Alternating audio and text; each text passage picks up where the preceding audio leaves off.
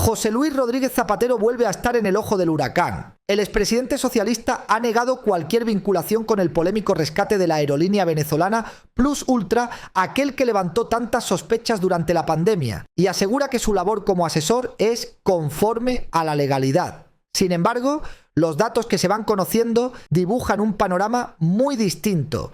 Zapatero habría cobrado hasta el 45% de los ingresos de la empresa de Julio Martínez, directivo de Plus Ultra detenido por presunto blanqueo de capitales, mientras esa misma compañía facturaba a la aerolínea rescatada con dinero público. Mientras tanto, Zapatero insiste en que su actividad privada es un derecho y que su compromiso con Venezuela es por la reconciliación democrática. Pero las críticas no cesan. Activistas como Loren Saleh lo señalan como operador político de una tiranía.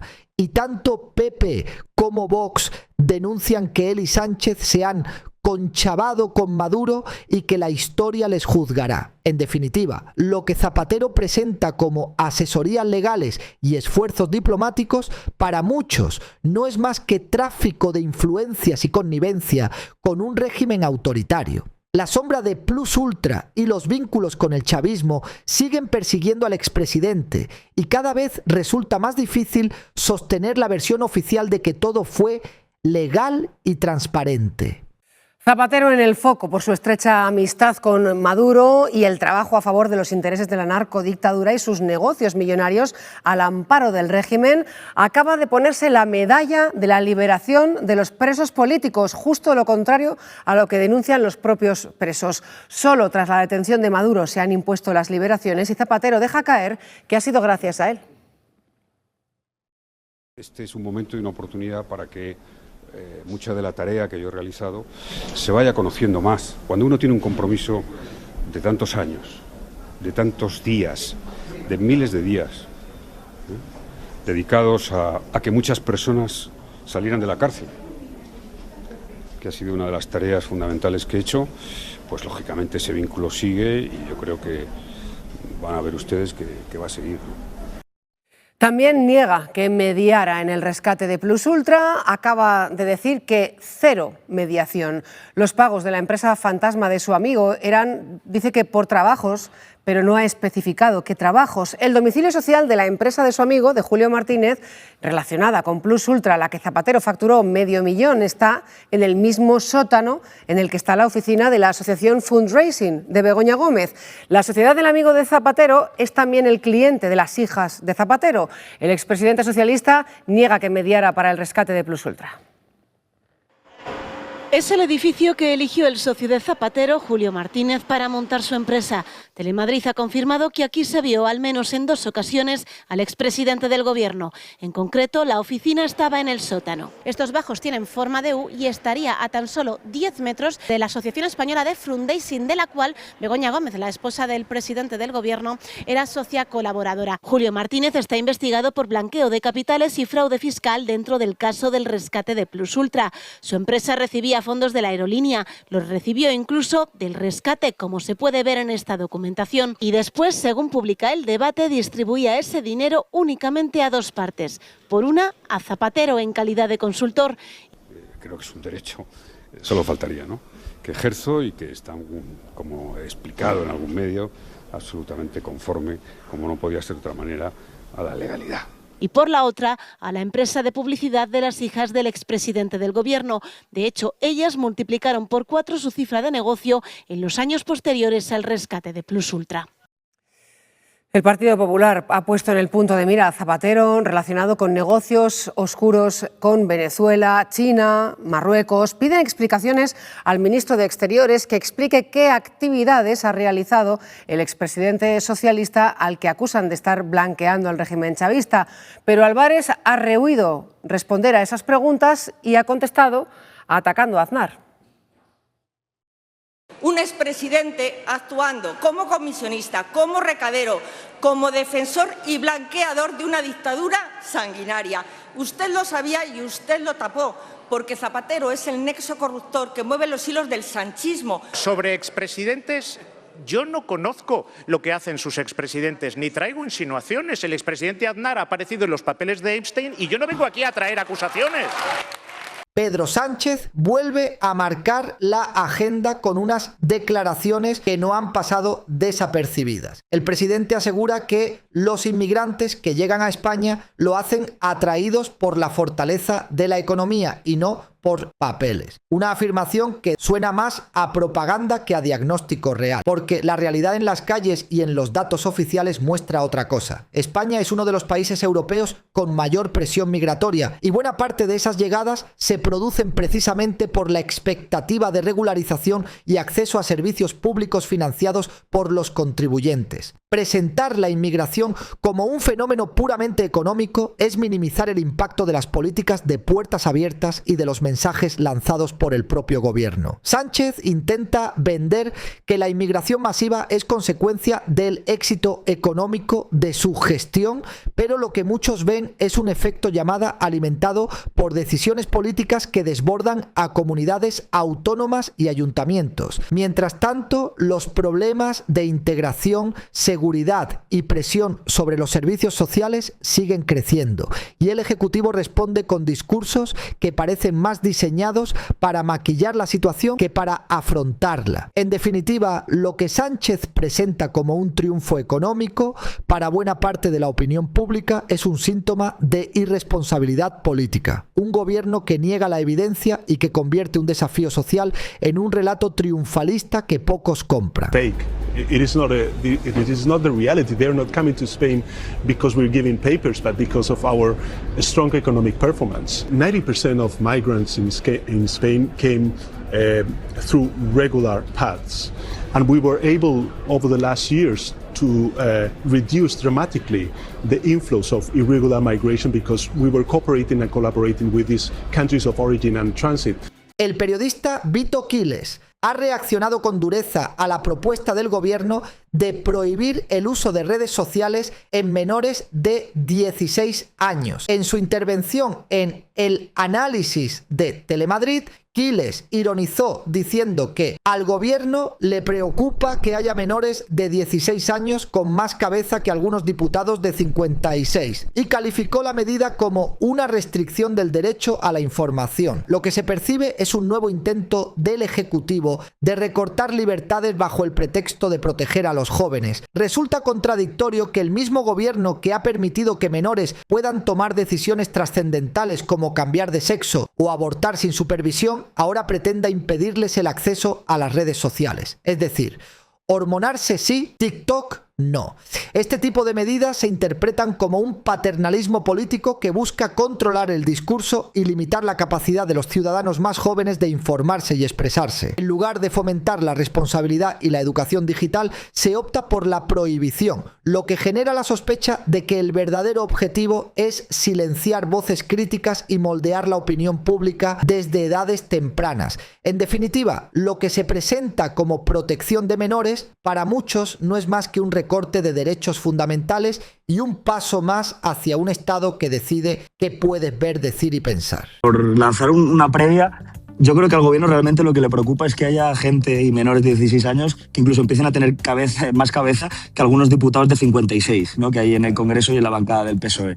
Y eso es lo que les atormenta. Y yo creo que además lo que pretenden con esta medida realmente es una restricción bastante grave de la capacidad de información y del derecho a la información libre que pueden tener los jóvenes, bien sean medios digitales o bien sea también a través de muchos otros usuarios o personas que se dedican realmente a la información. Y yo creo que la base para al final poder tener libertad y poder decidir y poder, no sé, de alguna forma conformar y mantener un espíritu crítico es poder informarse en determinadas fuentes y no solo a través de Cintora, de Televisión Española y de Ángel Barceló y La Sexta. Yo creo que los jóvenes cada vez se informan de una forma más variada y eso es importante porque al final yo creo que ellos lo que quieren hacer es tener a gente adormecida, a gente sin ningún tipo de capacidad crítica para precisamente poder conseguir que les voten. Elon Musk no se ha mordido la lengua y ha lanzado un ataque directo contra Pedro Sánchez, calificándolo de tirano y traidor por la propuesta de prohibir las redes sociales a los menores de 16 años. El magnate estadounidense, dueño de X, ha convertido lo que el gobierno intentaba presentar como una medida de protección en un auténtico boomerang político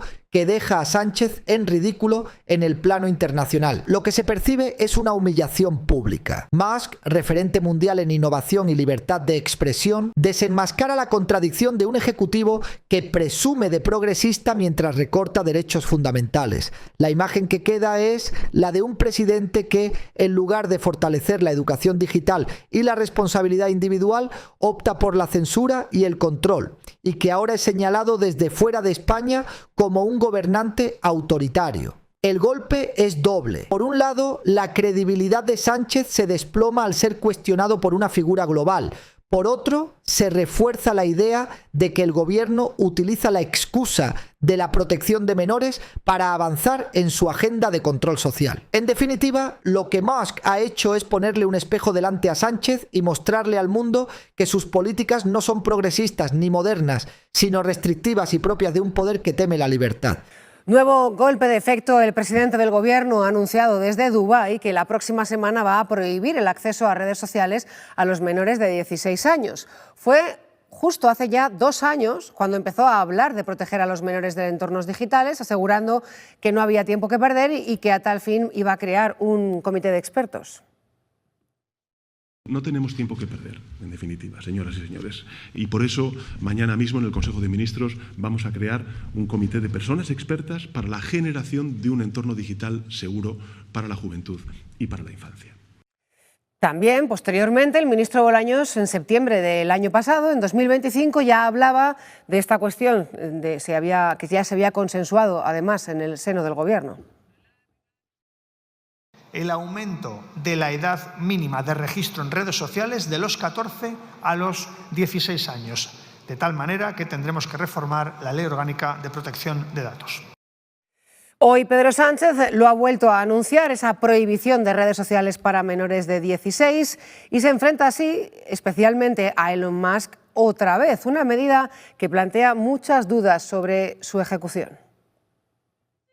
Lugares de adicción, abuso o violencia. Así ha definido el presidente de Gobierno las redes sociales, un espacio donde los menores no deberían navegar solos. Hoy, como hiciera ya hace 2 años y desde entonces en trámite parlamentario, anuncia la prohibición de acceso a las redes por parte de los menores de 16 años. Platforms will be required to implement effective age verification systems. El debate sigue estando en cómo coartar el acceso de los menores a las propias plataformas en contra de los intereses de las mismas. Realizarlo en plataformas que están diseñadas desde su base en la anonimización supone cambiar su propia filosofía. Prudencia por parte del ministro de Cultura. Acabamos de conocer la propuesta y, por lo tanto, vamos a dejar que el Ministerio de Infancia la estudie. En su cruzada contra las grandes tecnológicas anuncia también medidas para acabar con los contenidos de odio. El Partido Popular ya registró medio centenar de enmiendas por la mejora de la protección del menor en redes. No creo que haya falta ir a Dubái para conocer las propuestas de la oposición hechas a pocos metros de la Moncloa el año pasado. La medida actual del Gobierno se suma a la de la prohibición de la pornografía, aún sin aplicación.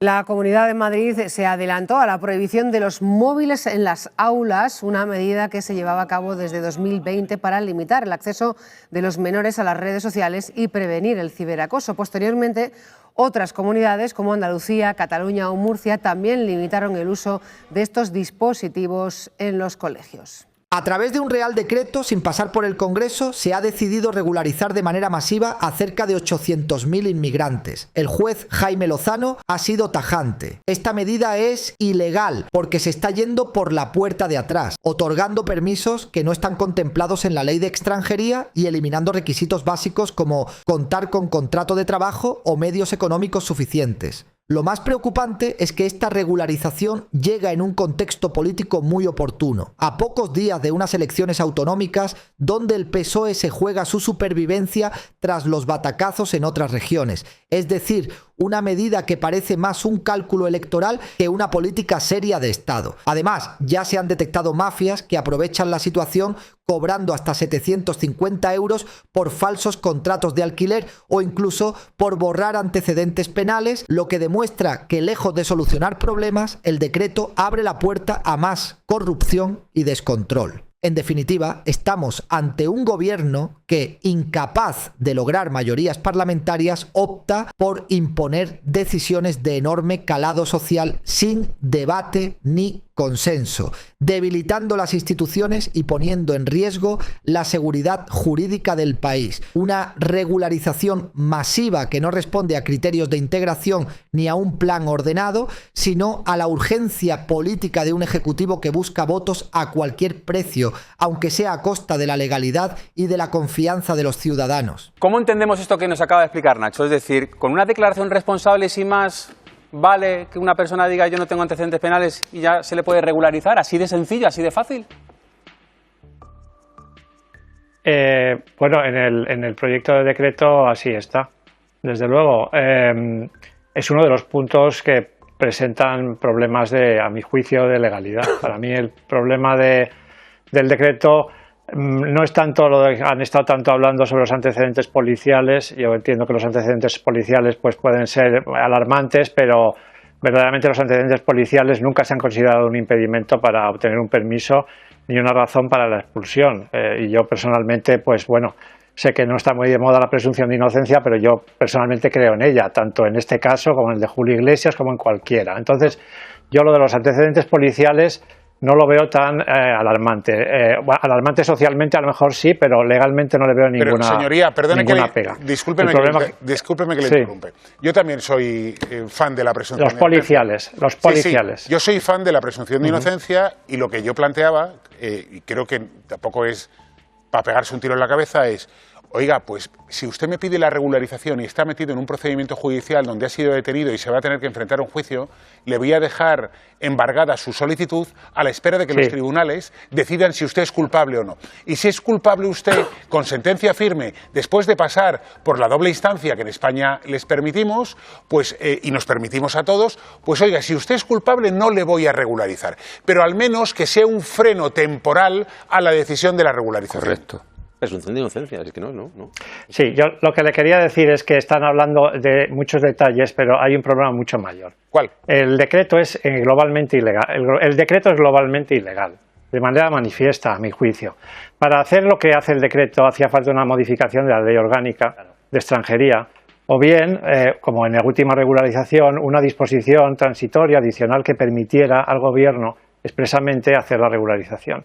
Eso no existe en la Ley Orgánica de Extranjería. Esto se tramitó como una iniciativa legislativa popular para que se hiciera una ley. Y esto, el Parlamento es el que tiene que decidir si hay que regularizar, si no hay que regularizar, cómo hay que regularizar. Estamos en un problema de democracia y de Estado de Derecho. Es el Parlamento. No. Sin embargo, se está yendo por la puerta de atrás con un decreto que está regulando un permiso ajeno a los criterios y a los permisos que están en la Ley Orgánica de Extranjería. Y este decreto es ilegal. Primero porque regula un permiso que no está en la ley de extranjería, elimina los requisitos, por ejemplo, de tener contrato de trabajo, de tener medios económicos suficientes, que están exigidos en una ley orgánica. Da un permiso provisional al solicitante, que es otro permiso que tampoco está en la ley orgánica de extranjería. Establece la declaración responsable como forma de acreditación de los antecedentes penales, con lo cual, en realidad, está permitiendo una regularización con antecedentes penales, porque esa no es la forma de demostrar, y le estoy contestando a lo primero que ha preguntado, eso no es la forma de demostrar que no hay antecedentes penales, y la Ley Orgánica de Extranjería exige no tener antecedentes penales. Pero tiene más, permite la tramitación de los procedimientos aunque haya una orden de expulsión, cuando la Ley Orgánica de Extranjería dice que no se tramitarán los procedimientos si hay una orden de expulsión. Permite presentar las solicitudes de manera... Con este decreto, entonces, si hay una orden de expulsión, aún así sí se le podría legalizar la situación, aun teniendo una orden de expulsión no ejecutada. Sí, se dice expresamente. Permite pedir el permiso de manera no presencial, no personal, cuando la Ley Orgánica de Extranjería exige la forma presencial. Entonces, vamos a ver, yo personalmente soy favorable a la regularización de extranjeros. Eso sí, de extranjeros que lleven un tiempo en España, aquí se piden 5 meses, eso es. Pero, en cualquier caso, seamos o no favorables, esto había que hacerlo con una modificación de la Ley Orgánica de Extranjería. Como no existen las mayorías necesarias y se ha considerado, por las razones políticas que sean, que es el momento de hacer esto, se está haciendo por vía de un Real Decreto que a mi juicio es globalmente ilegal. Pero ya no por estos detalles de los antecedentes o no los antecedentes, sino por mucho más.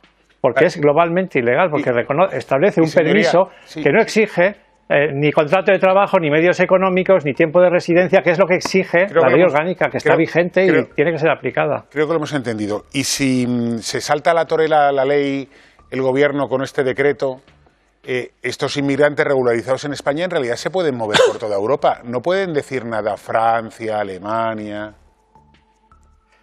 Sí, vamos a ver. Bueno, hay que decir una cosa. Esto se está haciendo por un Real Decreto, no por un Real Decreto ley. Con lo cual, este Real Decreto puede ser impugnado ante el Tribunal Supremo y se pueden incluso pedir medidas cautelares y que se suspenda su vigencia antes de que empiece a ser aplicado. Otra cosa es que el Tribunal Supremo acuerde o no esa suspensión, que eso tendrá que decidirlo él si es que realmente se recurre. En cuanto a lo que me pregunta, a mí me ha sorprendido bastante que hace poco, no recuerdo qué mandatario de la Unión Europea, afirmó de manera tajante que la Unión Europea carece de competencia para entrar ni salir en esta cuestión. Efectivamente. Yo personalmente, hombre, si lo han dicho, no sé, si lo han dicho ellos sabrán. Pero yo no lo veo tan claro. Yo creo que sí que hay. La noticia revela un escenario preocupante. Mientras el gobierno impulsa una regularización masiva de inmigrantes, las mafias ya están sacando tajada. Según la investigación, se cobran hasta 750 euros por falsos contratos de alquiler y también por borrar antecedentes penales. Lo que demuestra que el decreto no solo es improvisado, sino que abre la puerta a la corrupción y al fraude. Lo crítico aquí es que, en lugar de fortalecer los mecanismos legales y garantizar un proceso ordenado, el Ejecutivo ha generado un mercado negro que pone en riesgo a los ciudadanos. Se trata de una medida que, bajo el discurso de la inclusión, termina favoreciendo a redes criminales y debilitando la seguridad jurídica del país. En definitiva, lo que debería ser una política seria de Estado se convierte en un arma electoral y en un caldo de cultivo para la delincuencia organizada. El resultado, más desconfianza en las instituciones y un mensaje claro de que la legalidad puede ser sorteada con dinero y contactos. El foco estaba puesto en el mercado laboral de los padres. Medidas mucho más laxas que han puesto en marcha todo un entramado de falsificaciones, de mafias, para que los inmigrantes puedan conseguir esos requisitos que a veces son muy fáciles. Código 10, por ejemplo, destapa a estos falsificadores que ya están en marcha para dar una facturita, un contratito. Vean. Son imágenes de este mismo martes. Frente al consulado de Argelia en Alicante, una avalancha de inmigrantes en busca de los papeles para la regularización prometida por el gobierno ha obligado a intervenir a la policía para mantener el orden.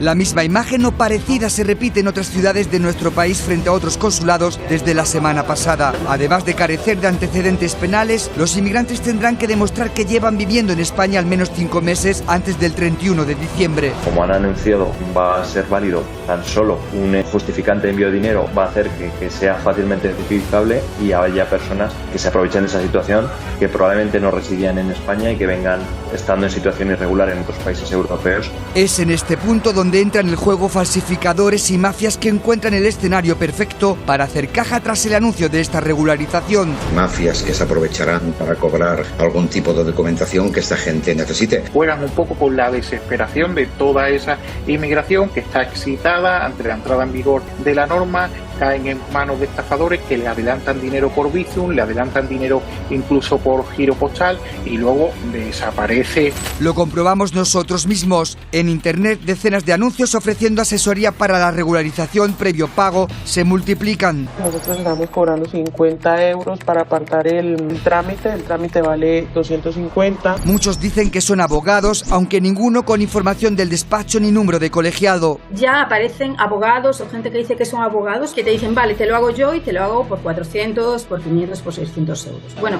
resulta un poco llamativo que se haya puesto precio a un trámite que desconocemos. Pero la cosa no acaba aquí. Descubrimos a personas ofreciéndose directamente a falsificar los documentos. Puede hacerme contrato de alquiler, solo necesito papel, no vivir. Con fecha de 2025, contrato de habitación, por ejemplo. Sí, 750 euros. Damos un paso más y preguntamos por los antecedentes. Hola, necesito antecedentes para regularización. ¿Puede ayudarme? ¿Cuánto cuesta? Claro que sí, 15 euros. Y si alguien quisiera falsear estos antecedentes, preste mucha atención a la respuesta. Hola, necesito certificado de antecedentes. Puedo realizarte el certificado de antecedentes y yo editarlo para borrarle lo que quieras. Pero las mafias no solo se aprovechan de los inmigrantes, también hacen negocio clonando los perfiles de abogados especialistas en extranjería. Al final las redes sociales muchas veces es el caldo de cultivo para falsear cuentas. Yo, por ejemplo, solamente en TikTok tengo como 50 o 60 cuentas falsas mías. Cuentas falsas que acaban quedándose con el dinero de aquellos que piensan que están pagando a un gestor real.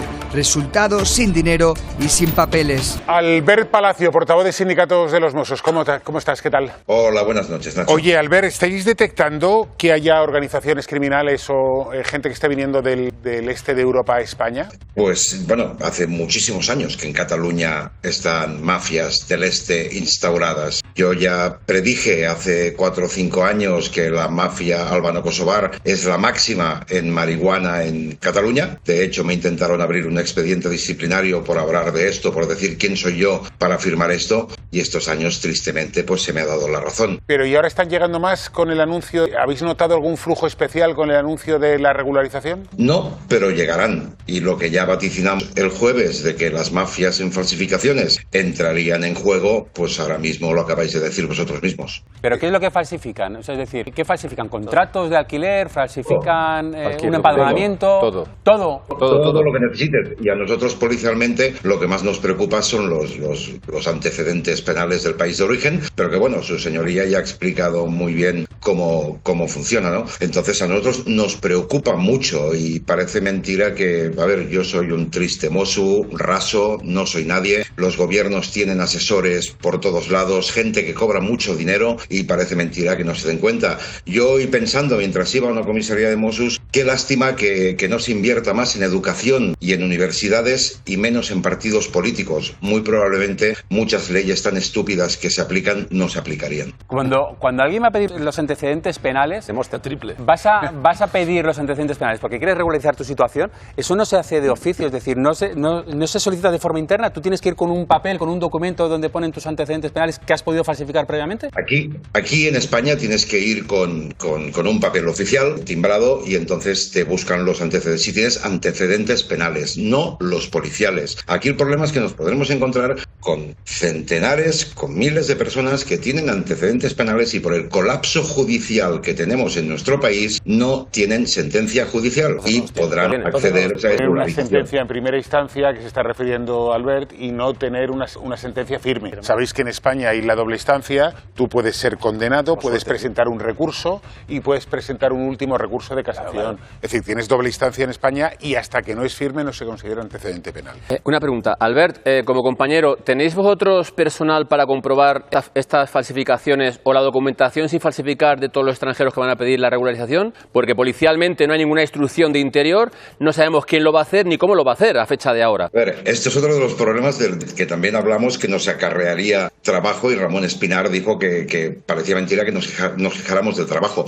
No nos quejamos del trabajo, lógicamente tenemos especialistas en falsificaciones, lógicamente, pero son gente formada y tampoco estamos hablando de centenares de personas. Aquí se va a crear un caos de colapso administrativo tremendo para la obtención de documentos, para asesorarse, para mirar si son falsos, no son falsos. Se hacen falsificaciones muy buenas y esto tendría que hacerlo un especialista papel por papel, lo cual es imposible. Con lo cual llegamos de nuevo a los plazos, es decir, si se produce un colapso se va a superar el plazo del mes famoso y si se supera el plazo del mes, ¿qué es lo que va a hacer la persona, el inmigrante? Hacer su declaración responsable y sacar firmada. El debate televisivo entre el activista Moja Jerejou y el subinspector Alfredo Perdiguero refleja con claridad la fractura ideológica que atraviesa la discusión sobre la regularización masiva. Por un lado, el activista defendía que la medida debía aplicarse en cualquier caso, incluso para personas con antecedentes, apelando a los derechos básicos universales. Por el otro, el subinspector advertía que el decreto solo contempla antecedentes penales y no policiales, lo que deja fuera información relevante para evaluar la seguridad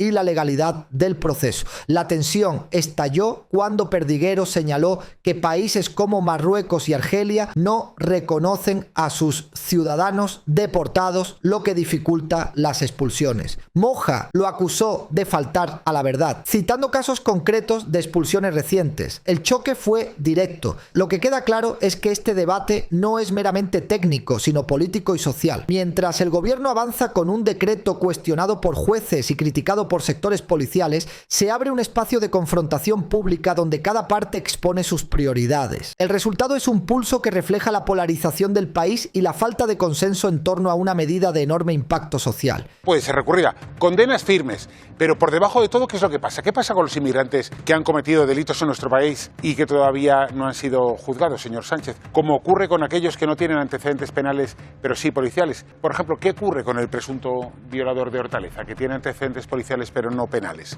Mohamed no tiene ninguna condena. ¿Mohamed puede ser regularizado? Es que son un montón de preguntas. Como este, hay muchos casos que les vamos a mostrar esta noche en Código 10. Se incorpora con nosotros esta noche Alfredo Perdiguero. Buenas noches, Alfredo. Alfredo es subinspector de Policía Nacional. Perdiguero, cuéntanos, ¿Mohamed y otros muchos presuntos delincuentes como Mohamed podrían acogerse a esa regularización tranquilamente, aunque tengan antecedentes policiales que no penales, pero que han cometido delitos presuntamente porque no han sido juzgados, y ser legalizados tranquilamente ahora mismo en España? Según el documento que ha enseñado Nacho, así es. Es decir, únicamente ponen antecedentes penales. Los policiales no contemplan ningún caso cuando tenemos en muchas comisarías de España gente hasta con 40, 50, 80, hasta 100 antecedentes policiales que al no tener domicilio conocido no se les puede notificar el juicio y por tanto no tienen ninguna condena con respecto a esos 110 antecedentes policiales. ¿Y hay inmigrantes en prisión provisional ahora mismo no condenados en firme que serían regularizados? ¿Podríamos regularizar a gente que está en prisiones? En prisión provisional es muy complicado porque sería por un delito gravoso. No, pero siguen no teniendo una condena penal. Claro, según el papel sí. Es decir, al no tener condena,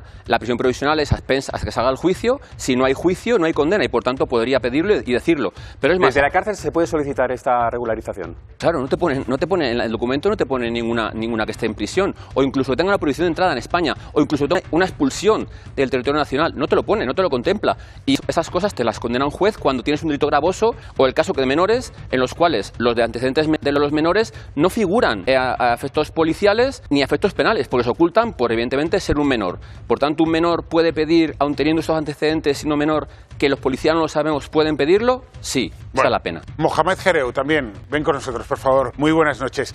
Moja es periodista, activista y expresidente de Sorracismo. ¿Para ti la regularización se debería conceder en todos los casos, aunque haya antecedentes penales? Se debería conceder en todos los casos. Incluso una persona que haya cometido un delito tiene derecho a tener sus derechos básicos reconocidos, como es el acceso a la sanidad, a la educación. Y si alguien ha cometido un delito, una violación, por ejemplo, pues pagará en la justicia como cualquier otra persona que comete un delito en España. Vale, pero ¿y por qué tenemos que regularizarlo? Porque es un derecho que se ha robado. Una persona que ha entrado aquí en este país, que tiene derecho porque está viviendo, que está cotizando, que está trabajando y todo eso, muchas veces en B, regularizar su situación supone... Yo no tengo ningún problema con esto que estás diciendo. Es que yo solo estoy hablando de, por ejemplo, de Mohamed, el violador, el presunto violador este. Una cosa es que tú vengas aquí a España, que entres ilegalmente, estés en España, te den trabajo, estés intentando sacar una familia adelante y participes de construir esta sociedad. Sí. Yo estoy de acuerdo en que tengan sanidad, estoy de acuerdo en que tengan educación, estoy de acuerdo en que coticen a la seguridad social. O sea, quiero decir, yo estoy de acuerdo en que se regulariza a los inmigrantes de bien, pero estoy en contra de que se regularice a un potencial violador. Bueno,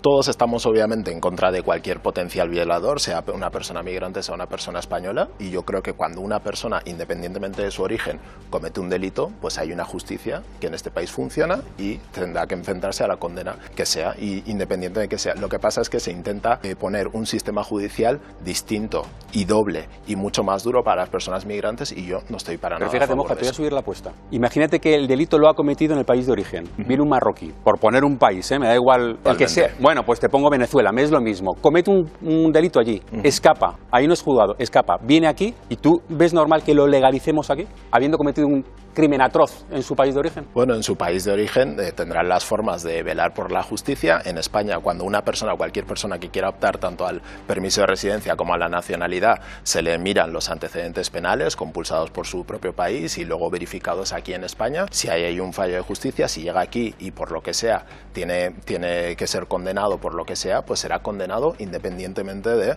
que sea una persona migrante o sea una persona española. ¿Y todos los países, Perdiguero, colaboran dando los antecedentes penales? No. Si Marruecos y Argelia no contemplan a sus compatriotas para darles documentación para que poder ser expulsados, ¿cómo van a dar antecedentes penales? Es decir... No he entendido lo que has dicho. A ver, ¿Qué pasa con Marruecos y Argelia? ¿No aceptan a los suyos? No reconocen a los suyos por indocumentados. De vuelta, no los aceptan. Exactamente. Cuando un juez dicta una orden de expulsión, no podemos expulsarlos porque no tienen la documentación y su país no lo reconoce como tal. Eso es mentira. O sea, está el caso de Mohamed Said Badawi, que es un activista de Cataluña, marroquí, al que expulsaron el gobierno español después de un juicio que vete a saber de dónde, y fue deportado a su país, que es Marruecos. O sea, que por favor, por lo menos... ¿Mientes tú o no? Yo no documentado. miento. Evidentemente, los indocumentados en los cuales vemos todos los días, y puedo ponerte 1000 ejemplos todos los días en esa comisaría, y los ves, en los cuales cualquier ciudadano extranjero con una orden de expulsión, marroquí o argelino, no se puede expulsar desde el año pasado porque sus países no lo reconocen como compatriotas, sin más. Me da igual, que me digas lo que me digas y me digas quién me digas, ¿vale? Pero te lo puedo ver en mi propia... ¿Y cómo sabemos que son argelinos, por ejemplo, nosotros? Porque el problema es cuando entran en patera, Nacho, se les filia, se les hace un NIE provisional y en adestra la aplicación policial. ¿Y cómo sabes que te han dicho la verdad?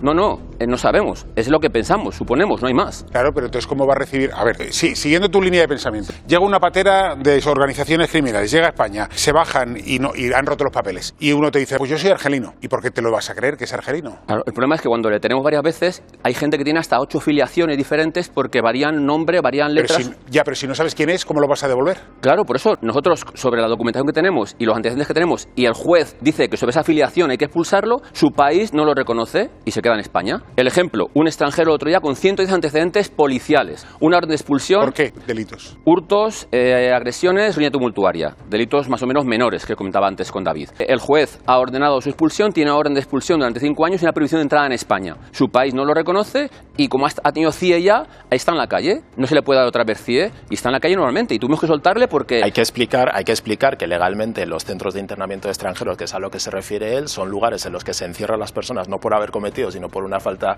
administrativa, que es el no tener papeles, que no es un delito. Si cometes un delito vas a la cárcel, seas inmigrante, no tengas papeles o no, y en los centros de internamiento de extranjeros hay un límite de 60 días en los que puedes estar ahí encerrado, y cuando pasan esos 60 días y no se ha resuelto el procedimiento de expulsión, en ese momento es cuando te tienen que liberar por una falta administrativa. ¿Quién manda a los CIEs? La verdad, ¿quién manda a los CIEs? Un juez. No la policía, un juez, señor. Y el juez es el que dentro de 60 días tiene que resolver si esa persona se lo expulsa. No sé, cuando por lo que sea en esos 60 días no se resuelve la expulsión después de haber estado encerrado ahí, es cuando se libera. ¿Y yo he dicho alguna mentira? No, le he dicho que en los 60 días la policía le suelta porque es el límite legal que según la ley 4.2000 de extranjería puede estar en un CIE. El juez no decreta los 60 días que se le expulse, le expulsamos la policía y se va a la calle. Pero déjame que le pregunte algo a Moja. Moja, antes has dicho que uno si tiene su hoja limpia de antecedentes penales en su país de origen y luego que España lo comprueba con el país de origen. Leyendo este documento, tú imagínate que eres ciudadano de Pakistán y dices, voy a mi consulado a que me dé los antecedentes, y en un mes el consulado está tan desbordado que no se los da. Entonces dice esto, pues que el gobierno español llame a Pakistán, hola Pakistán, este que tengo aquí, ¿tiene antecedentes? Y Pakistán no responde en un mes. Ese ciudadano pakistaní puede decir, hola, yo, ciudadano de Pakistán, digo que no tengo antecedentes penales. Y con eso ya vale. Bueno, por ahora, eso es una situación que no ha pasado. Eso sí, o sea, es algo que se va a tramitar. Y obviamente, yo lo que espero es que el gobierno ponga los recursos adecuados para que todas esas comprobaciones que se tienen que hacer se puedan resolver en tiempo y forma. Pero efectivamente, yo creo que es más importante garantizar los derechos de las personas que ya están viviendo aquí, muchas desde hace muchos años, y luego, si hay que hacer unas comprobaciones fuera del periodo de los 3 meses que se van a habilitar para hacer la regularización de inmigrantes, pues que se hagan las comprobaciones que se tienen que hacer.